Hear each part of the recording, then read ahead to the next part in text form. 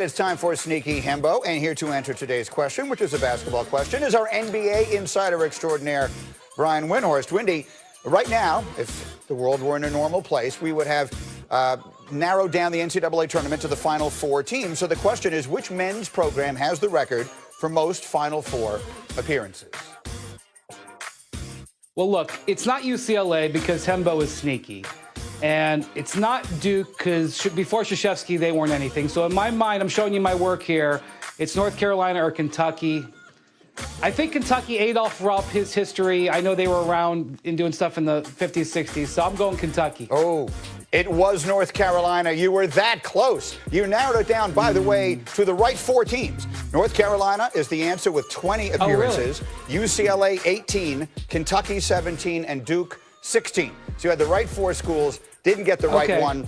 As Hembo would say, that doesn't count. Partial credit. Next up, it is day 19 of the NBA hiatus as the U.S. continues, of course, to battle the COVID-19 pandemic. And the NBA is continuing their efforts on restarting the league, and owner Mark Cuban of the Mavericks said last week he was hopeful to get the league back by mid-May. And so this is why we wanted Windy with us here today, because I don't feel like anyone has had better perspective on this thing from even before it began than you have, Windy. And so what is the latest you are hearing about how and when the league can resume play?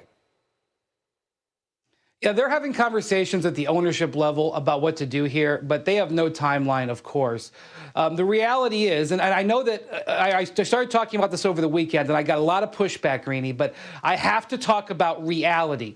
The reality is that not only when it comes back is there not going to be any fans, but there's a decent chance that they're going to have to look at centralizing teams. It is what the Chinese are doing with their league, and they're facing a 4-month delay to get it done. Over the weekend, the Premier League, there were reports out of England that the Premier League, you know, the leading league in the world for soccer, is thinking about doing the exact same things in the Midlands in England, basically out in the rural areas.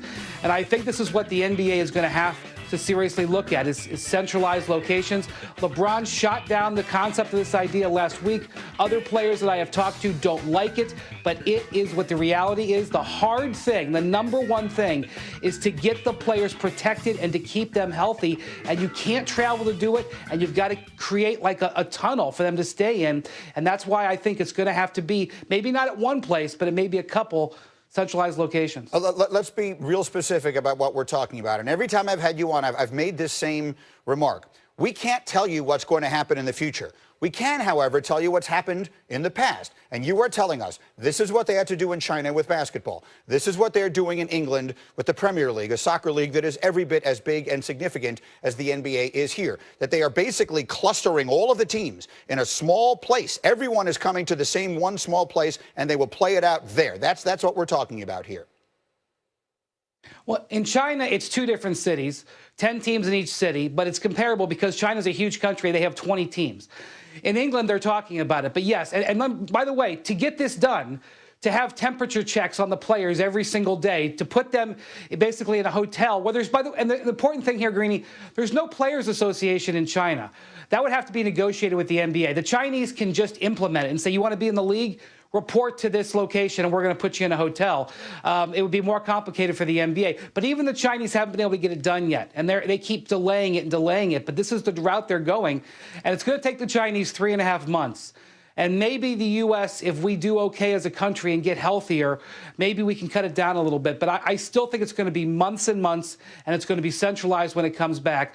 The Chinese are hoping that they can play the rest of their regular season and then bring fans back in, that by June in China, it will be in a position that they can do that. Hopefully, that's something the NBA could do. But in the initial phases of this, centralized locations in a bubble is what all the top leagues are looking at. The NBA is on that list. You mentioned that the players don't like this idea, and it's easy to understand why they wouldn't like it, to be taken away from their families and everyone they care about during this extraordinary time. It's easy to see why someone would be opposed to that. However, if indeed it comes down to this is the only option to play any semblance of a season here, provide that entertainment for people, and preserve whatever percentage of the money would still be available, I know I'm asking you to guess. Is your sense that the players ultimately would do it?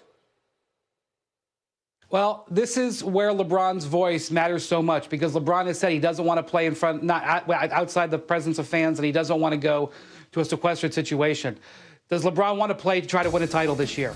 That's the bottom line. And yes, it's about money, but it's also about those teams at the top trying to play for that title. And there's going to have to be some negotiation, Greeny, here between the owners and the players. Now, the MLB just got this done. They have not started in the NBA yet, but there's going to be a fight over money very soon. And these topics are going to come to the forefront, and I expect it to get dicey. All right, that's really well done. Brian Windhorst, thank you very much, and we'll continue to lean on you for all of this insight as we continue. Again, if it's 3.5 months, you're talking about July if you go back to when the NBA shut down. As we continue here on Get Up, Tom Brady has won 6 Super Bowls, all of them with Bill Belichick.